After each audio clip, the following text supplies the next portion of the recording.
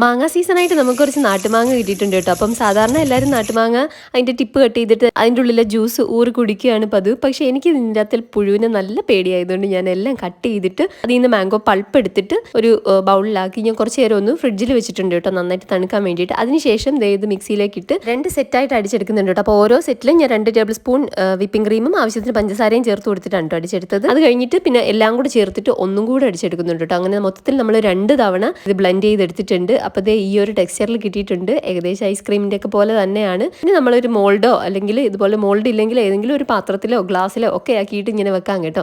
അപ്പം ഇടയ്ക്ക് ഞാൻ നട്ട്സ് ഇട്ട് കൊടുക്കുന്നുണ്ട്. ഇവിടുത്തെ മക്കൾക്ക് ഭയങ്കര ഇഷ്ടമാണ് നട്ട്സ് ഇങ്ങനെ ഇടയ്ക്ക് കടിക്കാൻ കിട്ടുന്നത്, അതുകൊണ്ടാണ് കേട്ടോ. മാങ്ങ സീസൺ തുടങ്ങിയപ്പോൾ തന്നെ പുറത്തുനിന്ന് മാങ്ങയൊക്കെ മേടിച്ച് വെച്ചിട്ടുണ്ടായിരുന്നു കേട്ടോ ഐസ്ക്രീം ഉണ്ടാക്കാൻ വേണ്ടിയിട്ട്. അപ്പോൾ നാട്ടുമാങ്ങ കിട്ടിയപ്പോൾ ഞാൻ വിചാരിച്ചെന്നാൽ പിന്നെ നാട്ടുമാങ്ങ തന്നെ ആയിക്കോട്ടെ എന്ന്. ഇത് ഫ്രീസറിൽ വെച്ച് 4-5 മണിക്കൂർ കഴിഞ്ഞപ്പോഴത്തേക്കും ഐസ്ക്രീം സെറ്റ് ആയിട്ടുണ്ടോ ഒന്ന് ടാപ്പ് ചെയ്ത് വെച്ചെങ്കിൽ ഈ ഹോളൊക്കെ ഒഴിവാക്കായിരുന്നു. നാട്ടുമാങ്ങ ആയതുകൊണ്ടാണ് കേട്ടോ ഈ നാരിങ്ങനെ ഉള്ളത്. അത് ഒഴിച്ചാൽ അടിപൊളിയാണ്.